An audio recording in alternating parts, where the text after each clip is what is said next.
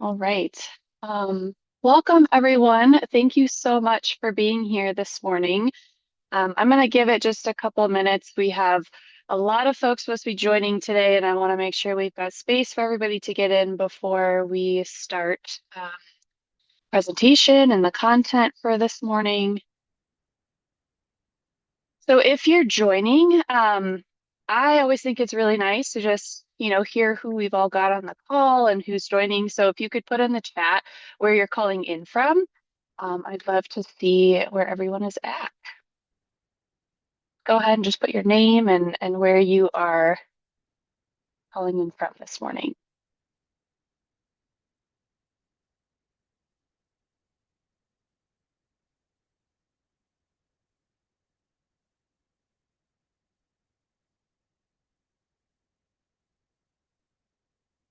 Hi, Jen. Kansas City. I love it. We drive through Kansas City a lot. Hi, Katie. San Francisco, Bay Area. Love it. Atlanta, Sarasota, Florida. Very cool. Oh, I have it. Oh, I see. Truckee, California. Cool. Indianapolis, Salt Lake City, Seattle. See, this is why I love this. We have folks from all over the place. I always think it's so cool. Seattle moving to Spain. Ooh, Utah, more Utah. Virginia, it looks like. Awesome. So if you're just joining and you haven't put anything in the chat yet, I would encourage you to put just your name and where you're calling in from so that we can get to know each other. We've got folks from all over the place here with us today. I'm gonna keep admitting folks here. Ohio, it looks like. Hi, Jenny. All right.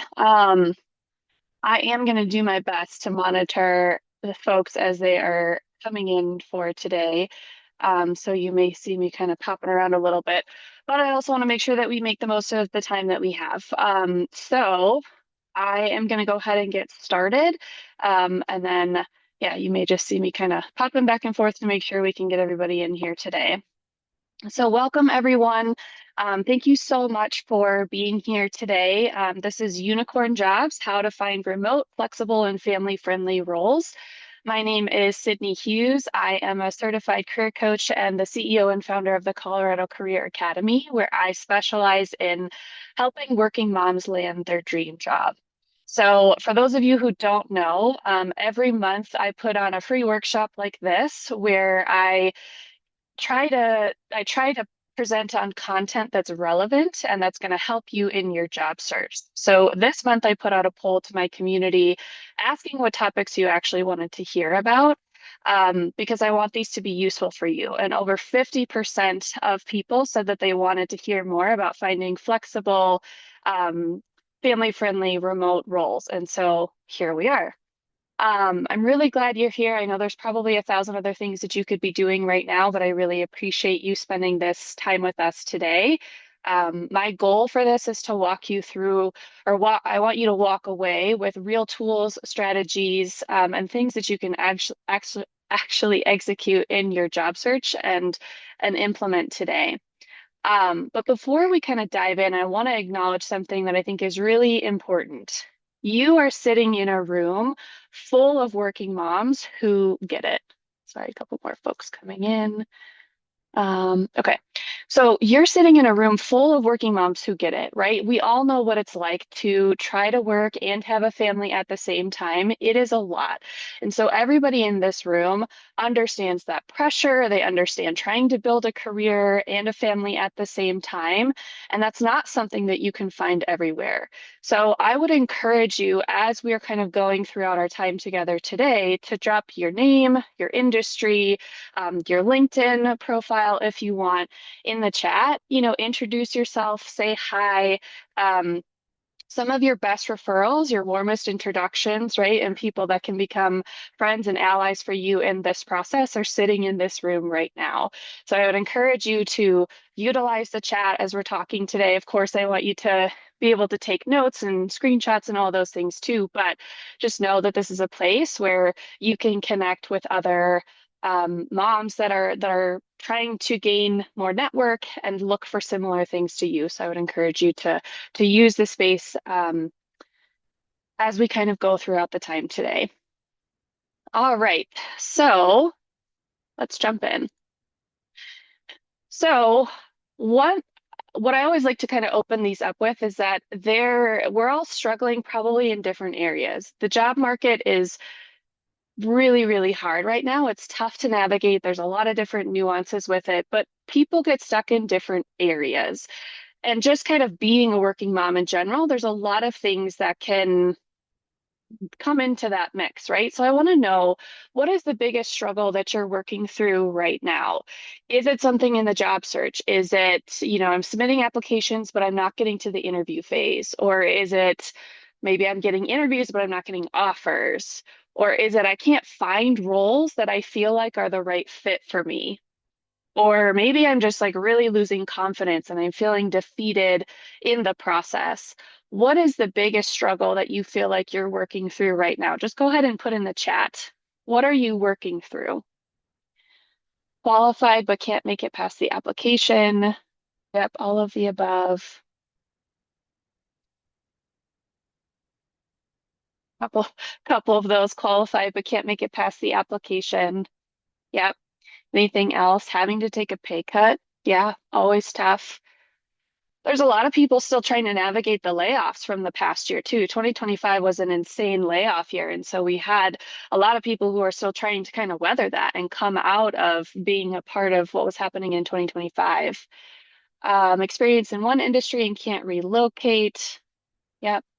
Yeah, so definitely there's a lot of different pieces to this puzzle, right? Of trying to figure out how do I navigate a career transition in the midst of um, a market that's really just kind of tough to navigate. So part of what I hope you'll take out of today too is just that the market and the way that we look for roles is changing a lot. And we're going to talk quite a bit about that. But because of that, our strategy has to change and how we're going about that process has to change. But before we get into that, I just want to say, one, I hope this is a safe space for you. Again, I work with working moms because I love them. I love you all. I think there's such a deep connection that comes from understanding the trials and tribulations of being a mom. But as far as today, I want you to know that you are in the right place if you're navigating any of these things, right? If you feel like you're qualified, but we're not getting offers, if we can't even break through the system, if you feel like you're just lost or stuck and you don't know what you're doing wrong, you're in the right place. This is the place where we are going to talk about all of those things, where we're going to give you a strategy to pull you out of that. But first and foremost, I think it's just important to know that this is a safe space where you can come and know that you are among other people who are trying to navigate that as well. All right. So I always think it's nice to get to know your presenter. I know some of you I have met with before. Some of you, this might be the first time that you're hearing from me. But again, my name is Sydney Hughes. I'm the CEO and founder of the Colorado Career Academy. I'm based in Denver, Colorado, so it's still morning here where we're presenting. I'm also a mom of two. I have a 4-year-old and a 1-year-old, both boys, both crazy. So I very much understand the chaos that is happening at home while you are also trying to build a career you know, and really follow your ambitions. I understand very deeply what all of those things look like. I'm a certified career coach. I've been doing this work for about 10 years. I'm also certified to facilitate several assessments that I utilize with my clients. And personally, my dogs are my whole personality. I love them more than life itself. And I'm also a big nature enthusiast. We live in Colorado and we love doing things outside. So I try to spend as much time in the mountains as I can. But more than that, I have a deep a deep need to do this work. I feel very strongly that your career should align with your life. I think your life should fit into your career and vice versa. We shouldn't have to go full force into one or the other. They should work in sync. So I believe in career alignment. I believe that you have the ability to design your career and what that looks like, despite all of the things that are happening in the market. And I believe that career and motherhood should work together, not compete. So that is the focus that I'm coming into this today, and just want you to know what my approach is. So here's what we're going to talk about. We're going to talk about the 2026 market. So I want to give you just kind of a quick synopsis on what the market looks like. Um, we're going to talk about where are these unicorn jobs. So I hear that term all the time. I hear that people feel like they're looking for a needle in the haystack. So we're going to talk about where are these jobs at? How do we find them? Then we're going to talk about some strategies. How do you position yourself for that market to make sure that we can get into those roles? There will be a quick offer at the end to work with me if it feels like that aligns with what you need right now. There's absolutely no pressure to join, but I want you to just have the additional support if that's what you feel like you need right now. And then we also will have a Q&A at the end. So if you have specific questions about your search or your situation, please bring them to the Q&A. You can think of it as just 15 free minutes with a career coach to ask whatever questions are coming up. So that's what we will focus on for today. And I just want to note too, I know a lot of people are putting LinkedIn in the chat, which is great. If you weren't on when I said it earlier, this is a really great space to do some networking. We're all working moms here. We all want something similar. So this is a really great space to network with other moms who are looking for something similar. You might find someone in your industry. So I'd encourage you to say hi, introduce yourself, and put your LinkedIn in the chat if you haven't already. All right, so let's talk about the 2026 market. So I know I had mentioned that 2025 was an incredibly difficult layoff year for us. We had a lot of people lose their jobs. We had a lot of organizations going through restructuring. There was just a lot of movement happening in the market in 2025, and a lot of people are still trying to navigate that. So what we're seeing now, I want to start with the positive first. So I think that there's this misconception that hybrid jobs don't exist, remote jobs don't exist. If we're not seeing it on job boards, then all of these companies must be pushing their employees to go back into the work into an in-office setting, or those must be the only positions that are available. But actually, remote work is still a huge part of our market and our society. So remote job postings have actually increased 20% so far in 2026. So we have seen more remote job postings getting added to the workplace so far in this year. We've got more availability, which is great. There's also 88% of US employers offer some form of hybrid work, meaning that most employers, if they have the opportunity for hybrid work or remote work, they're incorporating that into their model. Now, of course, there are some markets where they're not able to do that, right? Healthcare is one. Not every job has the possibility or opportunity for remote work or hybrid work. But for most of the US employers who are able to offer that, they are. So I think that's also a positive note too. Um, and remote work has really stabilized at 5 times pre-pandemic levels. So COVID really introduced kind of this whole new model, right, for us to change how we work, to be able to have more flexibility, to maybe take out the commute from our day. And since then, companies and employees have seen the benefits of that. We've seen productivity in that increase. We've seen people be much happier, morale is happier, retention is higher, right? And so remote work has continued to just grow and has stabilized at 5 times pre-pandemic levels. So there's still a ton of remote work available in today's workforce. And we know that 25% of all paid US workdays are remote. So we have a lot of people who are still doing remote work. Let's talk about the negative. So again, we all know it's a tough market. It is very difficult to navigate right now, and there's many different reasons for that.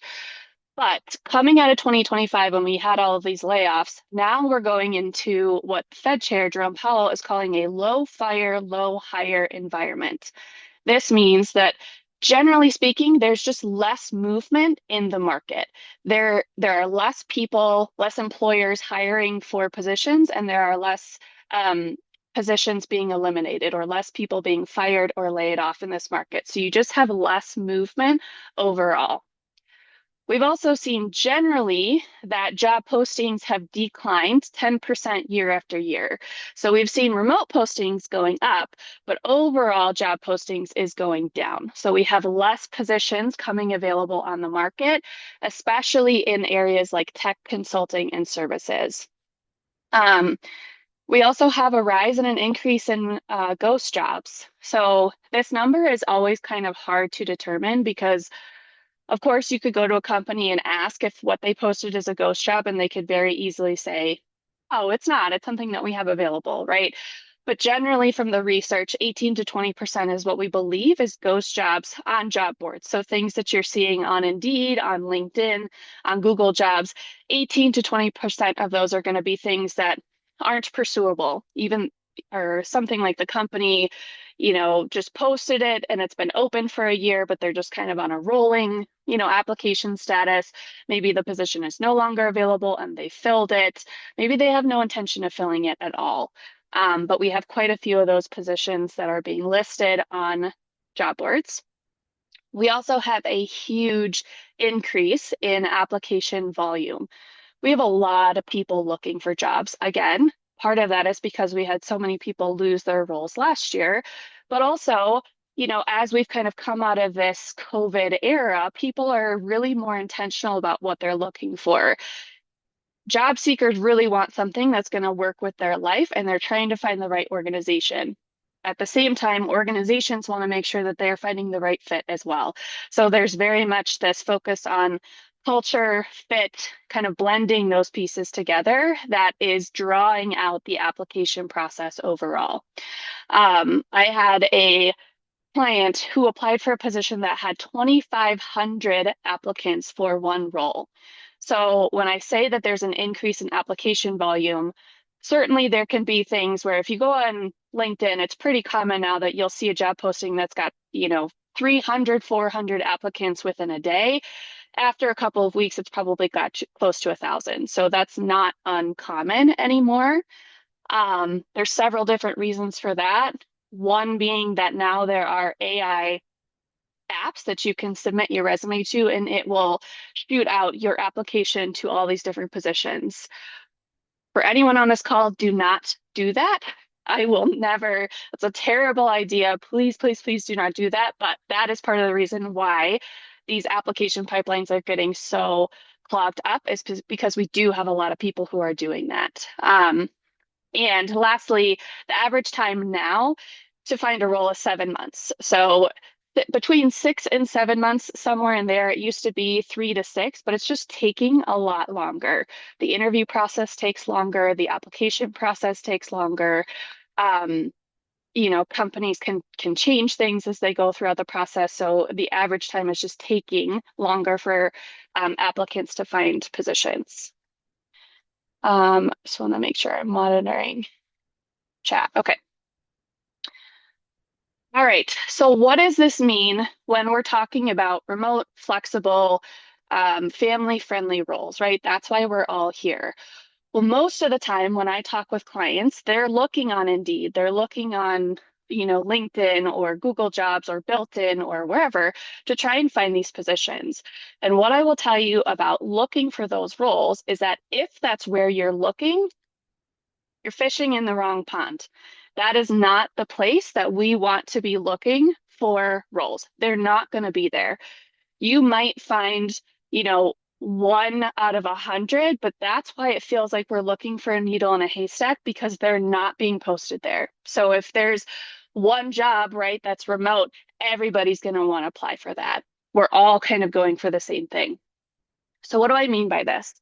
So we know that 79.5% of job seekers are still relying on general job boards. Okay,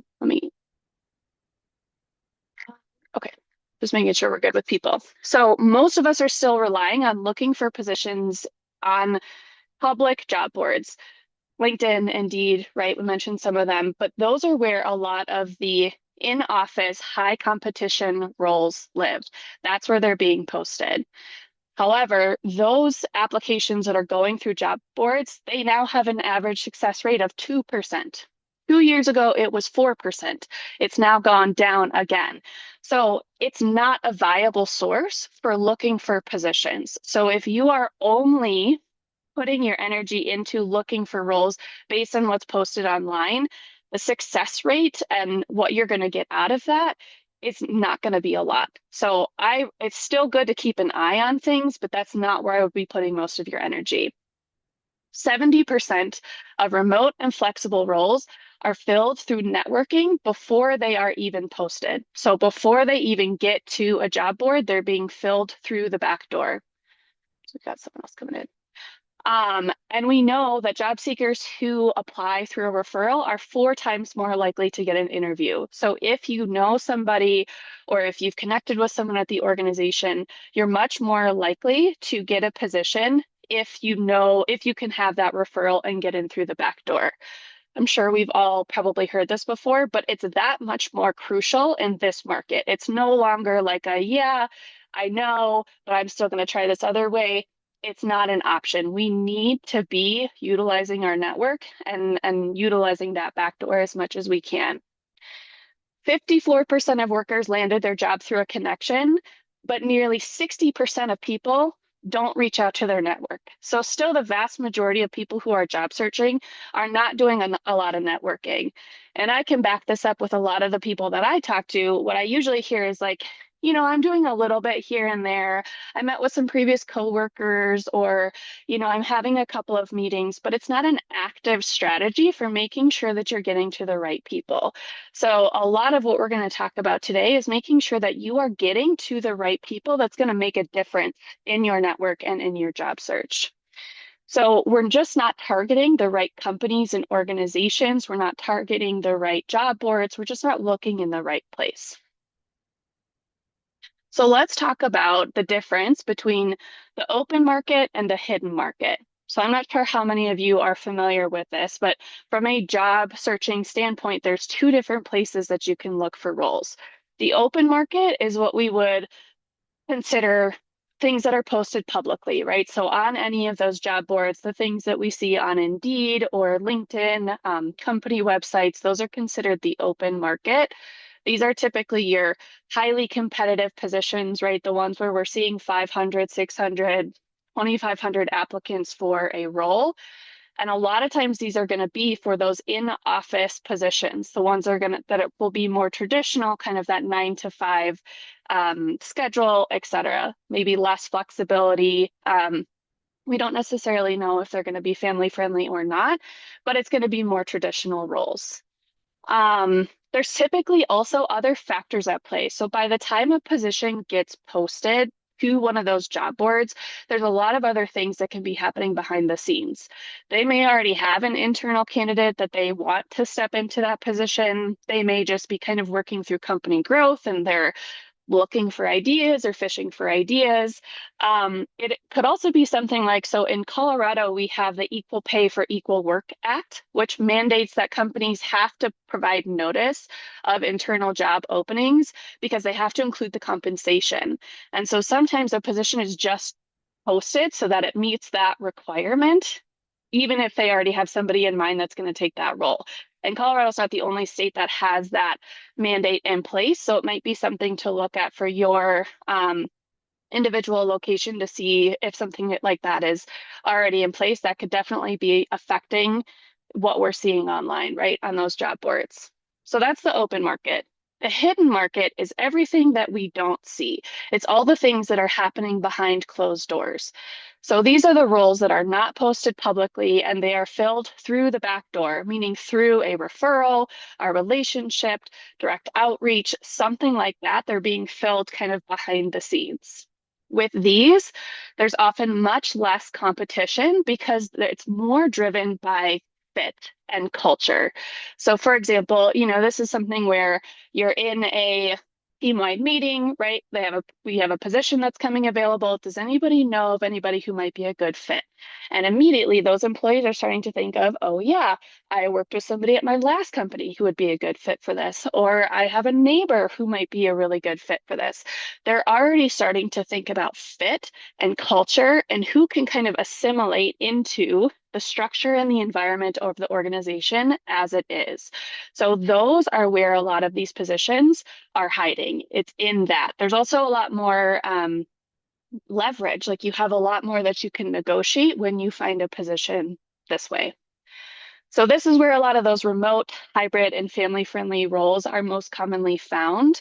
And a lot of times they are going to the mid-level and senior level professionals. So folks who have at least 10 years of experience upwards to, right, 10, 15, 20, somewhere in that range. These roles are going to folks who have a significant number of years of experience behind them. And I also want to point out, not that I necessarily think this is fair, but education is a big component in this as well. So if we want to find something that is stable, has good benefits, right, gives us the flexibility, they value and support you as a working parent, the education piece is really important. Now, I've been doing this work for 10 years, so I've seen the evolution go from, you could have a bachelor's degree and get into an entry level role to then you need to have a master's degree and a certain amount of years of experience to being able to get into these remote roles. A bachelor's degree is a bare minimum. It's something that we absolutely need to have to get into these types of roles because a lot of times those are the companies that are offering them. So if we're not in that situation, I would recommend, especially now when the market is unstable and it's a little bit difficult to get into roles, this is a great time for upskilling, learning where our gaps might be, what we need to do in order to get into these positions. So just something to think about there. Turn my heater off here because it's getting warm. All right. So let's talk about how to position yourself in the market. So if we want to position ourselves in order to get a remote, family-friendly, flexible role that's going to value and support you as a working parent, these are the things that I would recommend doing. So the first thing that you want to do is start by building a company list. So a lot of times this is where I start with my clients too. We want to start with the organizations that you already value, know, like, and trust, right? So things that you already use in your home are a great place to start. You want to start thinking about the companies, the brands, the organizations that you can really get behind and that as a parent, you feel like really see you. So I start with things in my home. It can be things like Honest Company, Bobby, Branch Basics, could be, I don't know, Ruggable, like it could be anything, but just organizations that you feel like really see you as a parent and who you are when you're at home with your kids. So start by making a list of just things that you already have, organizations that we could already look at, and then you can kind of build from there. So on LinkedIn, most of these organizations that we're going to be looking at will have a company page, right? So we can go to Once Upon a Farm and we can research and look into this company more to see what kind of organization are they? Are they actually a place that's going to value and support me as a parent, or are they just somebody that has, policies in place that look good on paper? So you want to do your research here. You want to read about them. You want to look at posts that are showing up. Are there employees commenting on the posts? If you go to the People tab, you can see who works there. You can look at their profiles. And in my experience, if people really enjoy working for an organization, they're talking about it on LinkedIn. They're talking about how great their employer is. They're talking about the benefits. They're talking about how supported they feel. Those things are showing up. So I'd encourage you to do your research there. And then you can also use this part too. So when you go to a company page, there's this pages people also viewed on the side where you can see other companies.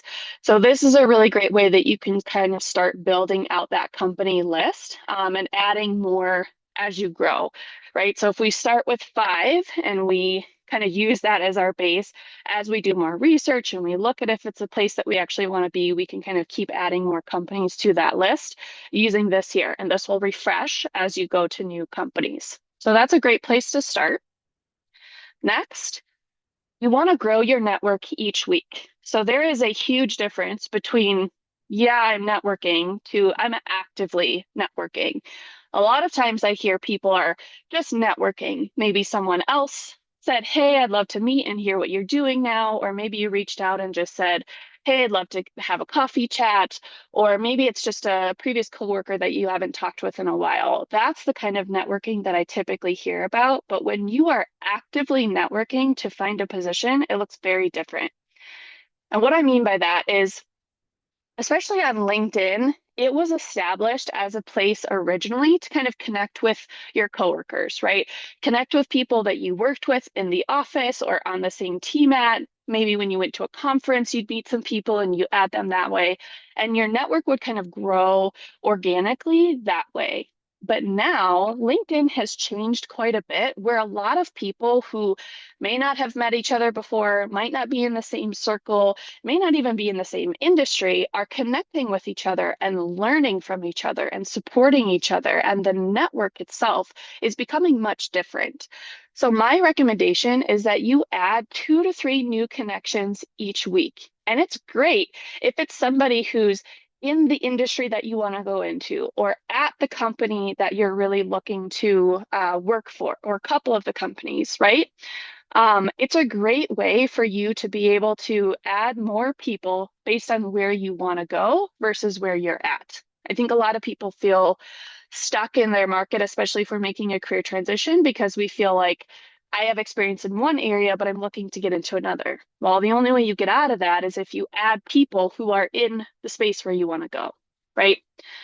I would prioritize second degree connections. So a friend of a friend, right? Somebody else can kind of connect you, or you have some sort of connector there between you and the other person. And of course, if there's anybody, this is like very low hanging fruit, but if there's anybody that you haven't already connected with, that's a former colleague or supervisor, friends, family, neighbors, right? Anybody that's already in your immediate circle, if you're not already connected to them on LinkedIn, definitely those need to be added as well. Right. Next step is you should be scheduling 1 to 2 informational interviews per month.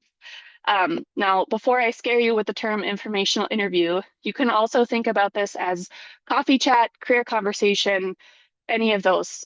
They're the same thing. It's just developing genuine connections and giving yourself a space to have that conversation. Um, so, what that looks like is you're really just reaching out to say, hey, I'd love to learn more about what you do, how you got into your organization, what your career trajectory has looked like, any of those questions, but you're genuinely just trying to get to know the other person. So, it's a very low stakes, can be a low key conversation. You just want to start to kind of develop that professional relationship with them. So you want to reach out and ask for connections, ask them for a quick Zoom call or coffee chat or something like that. If you are actively job searching, I would actually bump this up. If you're in a position where you're like, I need a job like yesterday, I would say you need to be doing 3 to 4 of these per month minimum to make sure that you're getting to the right people. And again, we'll talk a little bit more about how you can phrase questions and what that might look like, but you really want to make it about them. I have found, and if any of you follow Brene Brown, she's obviously a connection expert, but she says that humans are wired for connection, and they very much are. And people love to talk about themselves. They love to talk about their story. They love to, just share their experience or where they're coming from. And so if you make it about them, it's a much easier ask, and 9 times out of 10 they'll say yes. So, um, schedule out your informational interviews per month. And then the last piece is you want to be attending one networking event per month. So I think one of the things I haven't mentioned yet is that, we've seen the job market change so much in how you get a position. So the Great Recession, prior to 2008, we still had people going in to organizations to submit their paper application. Before that, it was newspapers, right? So we've gone through this evolution. Then we hit 2008, the Great Recession. We had this boom in ATS systems, and then everybody was applying online. Now we're kind of hitting this other pivot point where it's not really viable to look for positions on a job board anymore. It's become too clogged, too clunky. There's just not a lot of success right there. So we have to adjust our strategy and our system for getting positions. And that just means that networking has always been effective, but it's the only option at this point is making sure that you are doing that and getting yourself out there, putting yourself into a new network, exposing yourself to new people is the best way that you can do that.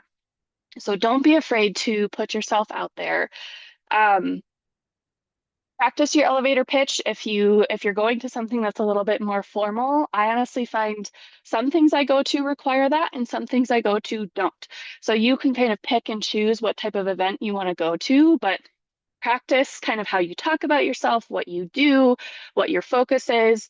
Get comfortable with small talk, right? There's a lot of really great videos on YouTube about the art of small talk and how you can really just start up conversations with people. And don't be afraid to try something new. The other thing I would say is that these events, they can be something professional, like a formal event, professional networking through your city or through an alumni association or a professional organization that you're part of. Those are all great to attend, and I highly recommend that you sprinkle those in. But they're also not everybody's cup of tea, and sometimes you can't make them. So it can also be things like this virtual workshop, right? There's tons of networking happening in the chat right now. So that's a great place for you to be able to do some networking. And for all of you here, you can count this as your one networking event this month. It could be something as simple as a yoga class or a mom meetup group or anything like that, where you have the opportunity to talk about what's going on with you, where you're looking to go, right? Just connect with new people. Those all count as events. And I have a great example. 2 weekends ago, I went to a health expo, like a women's health expo through my gym, because genuinely I was just interested for me. They were talking about a lot of wellness topics that I was interested in. And so I went. And it ended up being a huge professional opportunity for me. I connected with a lot of people for collaborations, met a lot of good people who had potential clients for me. And so it's a really great way for opportunity, right? You never know what's going to happen when you show up to something like that. So just make sure that you are positioning yourself, you're taking the leap, you're kind of putting yourself in these rooms, in these spaces where you can meet other people outside of who's in your current network. Right. So I want to talk a little bit about my story and my system and how I kind of came into this work. Like most people, my career kind of snowballed me. I went into college, I got the degree, I started working, and then, years had gone by. We had moved several times, and I just kind of got to this place where I realized that I had never actually stopped to ask myself what I wanted. What did I actually want out of my career? What did I actually want this to look like? But that honestly didn't hit me until I became a mom. I was a brand new mom. I was deep in the postpartum phase, trying to function in a job that just did not work with the life that I was building at home. And I loved what I did. I mean, genuinely, I was working as a career coach and I loved what I did. But the environment, the support, the flexibility, none of that was there. And I just remember thinking, like, okay, this isn't working anymore. Something has to change. And so I decided to dig in. I got clear on what was missing. I got honest about where I wanted to go. And most importantly, I think this is highly undervalued. I allowed myself to dream again, to really think about, if I could wave a magic wand and design what my life looked like, what would that be? What would be included in that? And so this is really where my program started to take shape. I took everything that I knew about career development, how people choose career direction, how we understand our strengths, what lights us up, and I paired it with everything that I learned from coaching thousands of clients. And I looked at all the patterns I had seen over the years, what worked and what didn't, what held people back from making these moves, and what moved them forward. I pulled out every worksheet, every presentation, every tool, and every exercise I had ever created, and I started refining them. I got certified in additional assessments and got additional certificates. I coached programs. I coached cohorts of people and groups of people through their job searches. And every time that I learned something new, I folded it back into the program and into the system. And eventually, after years of kind of testing and tweaking and rebuilding, it became a full structured program. And that's what led me to launch the Colorado Career Academy. But here's the part that I really want you to know. I chose to work with working moms specifically because when I became a mom, something just clicked. I have worked with people in every phase and stage of their life. I have worked with folks from 18 years old to 65 in every industry and every level. But there is just this instant connection that you feel with other moms. You don't have to explain the chaos of what happened in the morning or how much time it took you to get out of the house. You just get it, right? We understand the pressure, we understand the weight, and we understand what it feels like to want a meaningful career and to be responsible for everything at home.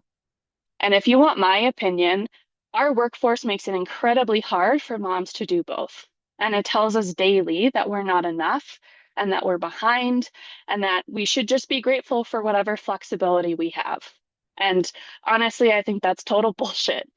So I am on a mission, a very loud and passionate mission to help moms find companies that actually celebrate working parents, companies that value what mothers bring, that don't punish you when your kids are sick or when daycare calls in the middle of the day.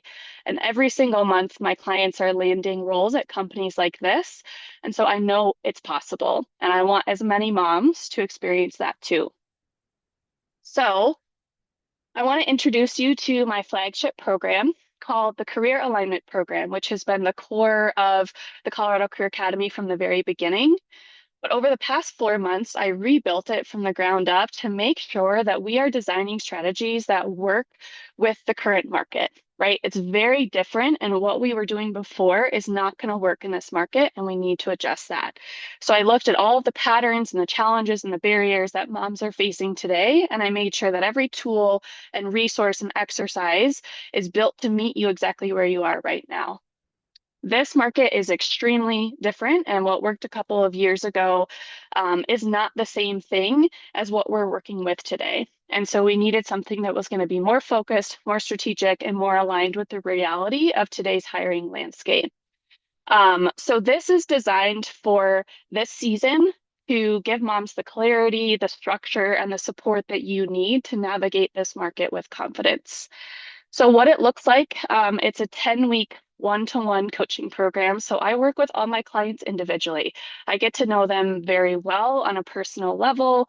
I'm on your team the entire time. I'm the person who's going to support you through that whole process.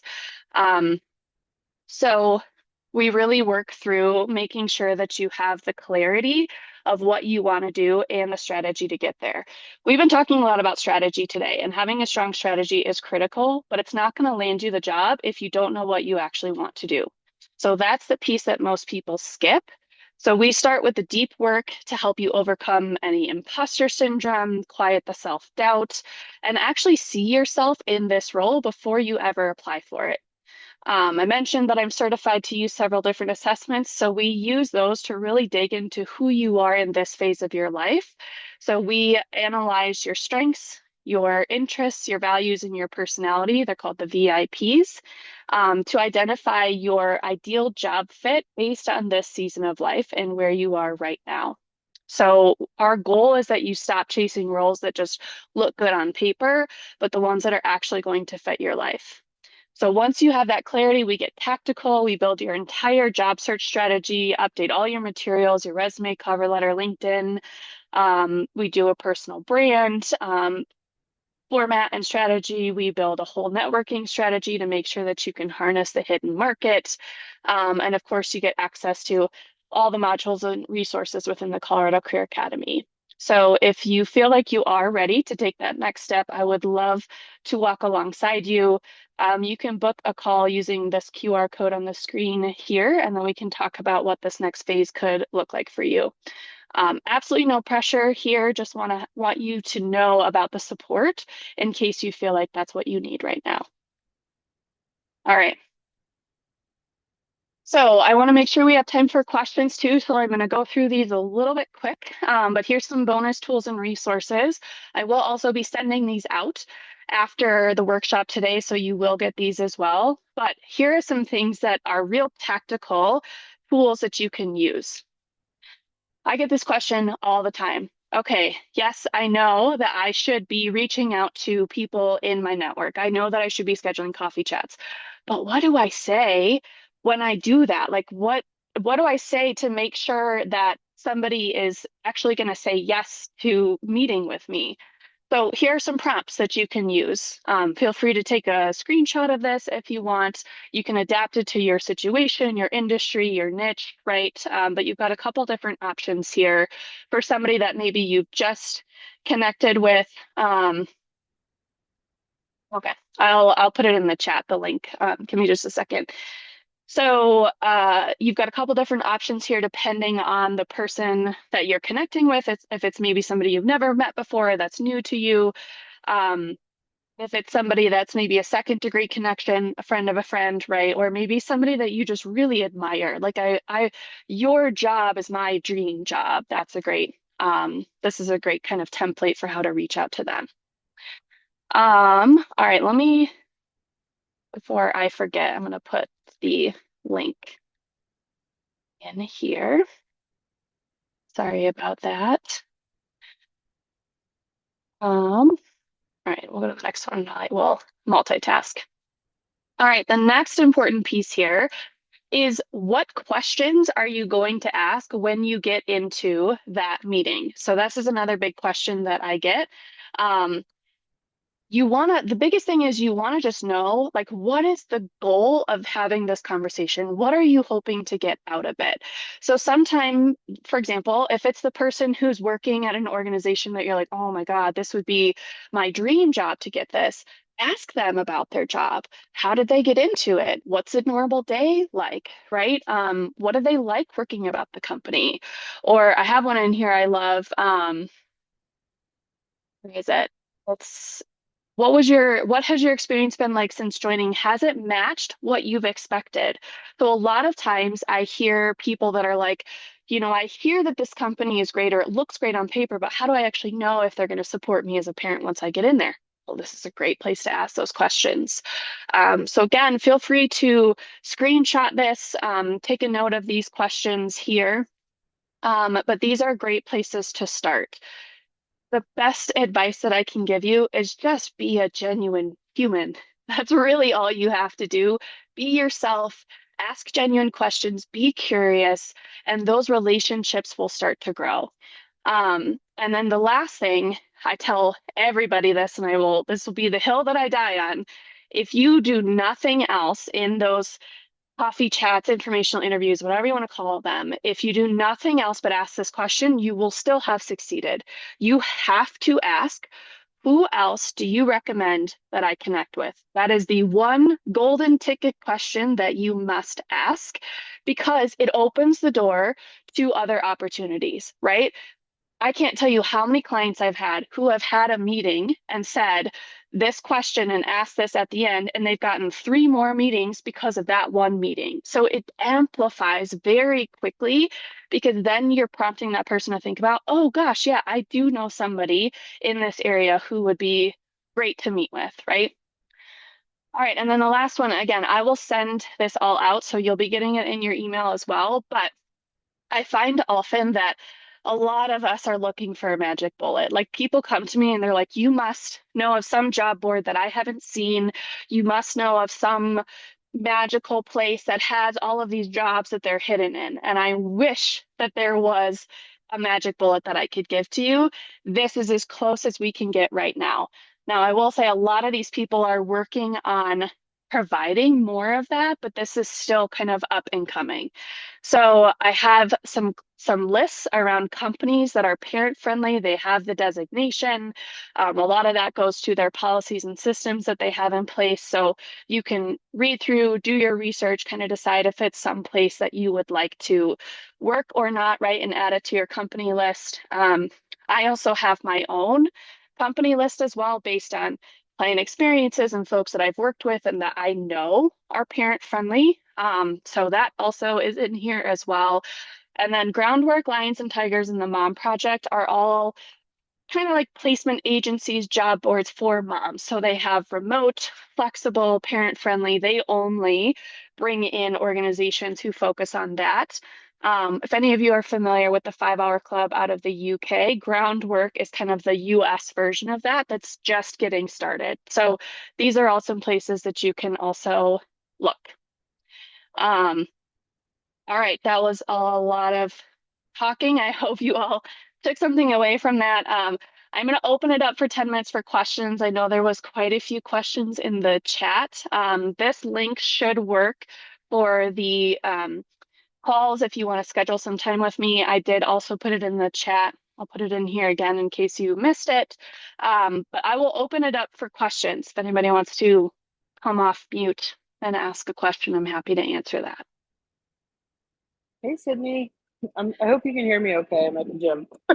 Yep, I can hear you. Okay, I'm curious your thoughts on like I'm currently kind of riding this fine line of like thinking I want to find a better fit for the current industry that I'm in, but also want to do my own thing. And the Ooh. do my own thing piece is like, a pipe dream currently at this point. And so it's like, what do you recommend like from a career standpoint when we're just kind of like in this lingo of like knowing that corporate America isn't for us long term, but it has to be it now, like it has Mhm. to be what we do right now. I don't know. I'm just curious your thoughts. Yeah, that's a great question. And I actually just presented on this last week. So happy to talk about it.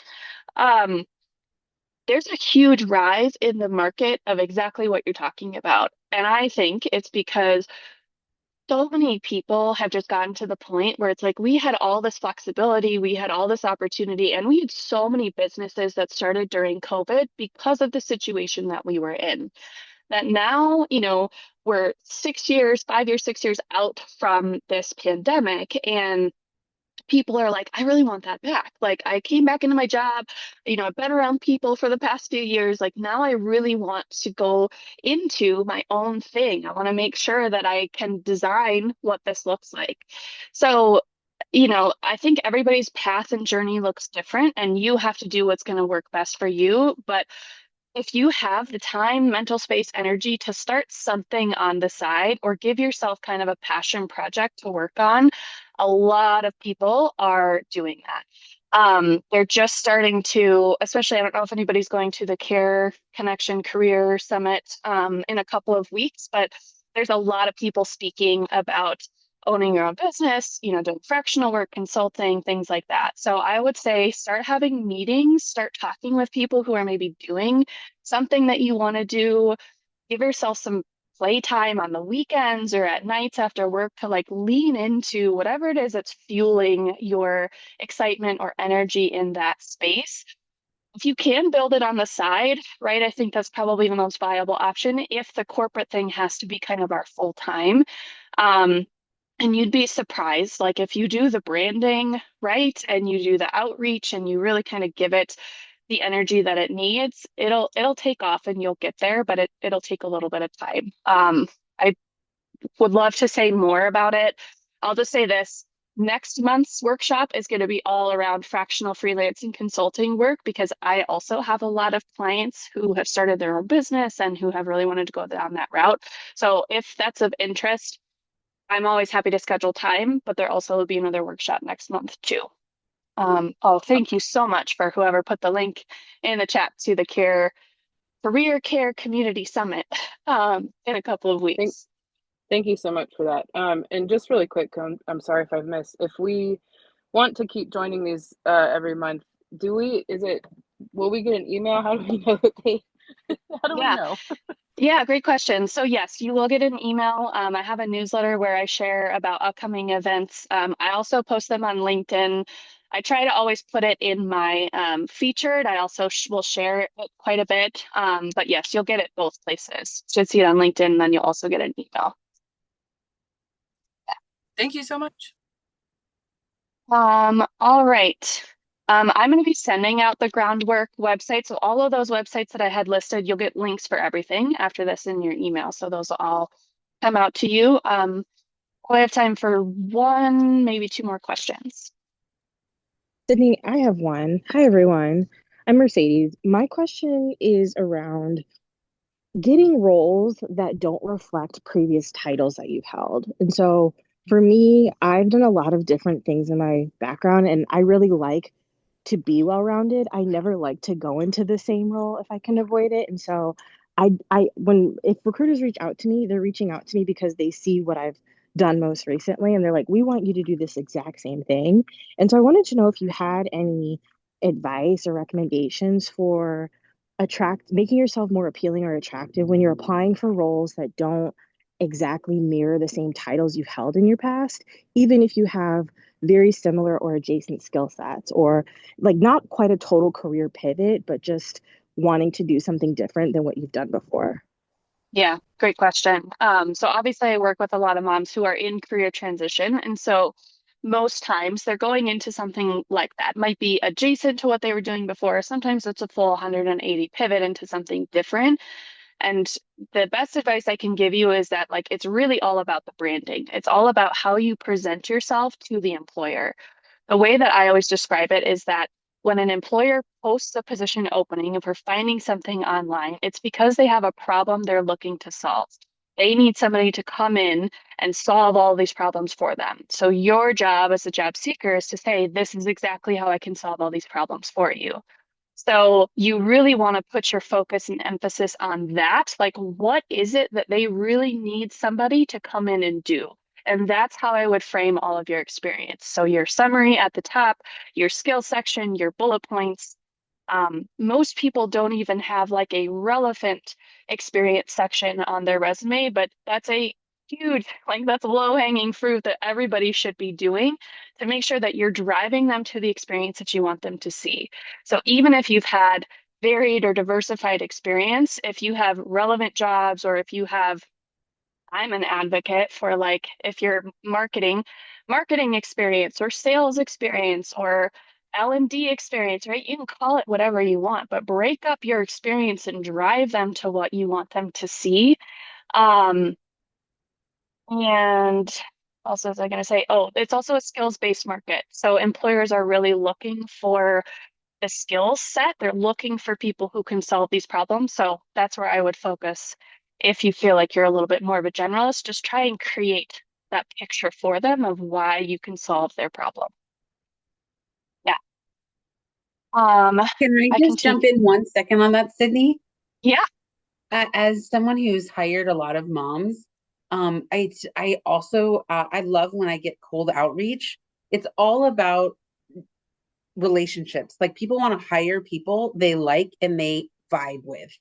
And so at the end of the day, if you, it doesn't matter that you're like, we just want, I have a small business and I just want people who are convicted by doing whatever we're doing. And so, and who are on board with that. And I know, for example, that moms can do it. So you want to just find, because it's at the end of the day, people hire people who they like and who they know are going to do the work that they need them to do. And I feel like that's everything you said is amazing about resumes. But if you can go through the door of like act networking, it removes a lot of that pain because then people see that you can actually do it. yes. I 100% agree that so much of what we talked about today was the networking piece, building Mm. connections, right? Having the conversation.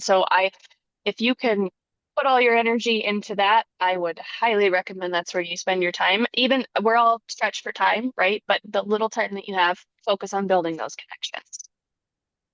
Thank you, Marjorie. That was super helpful.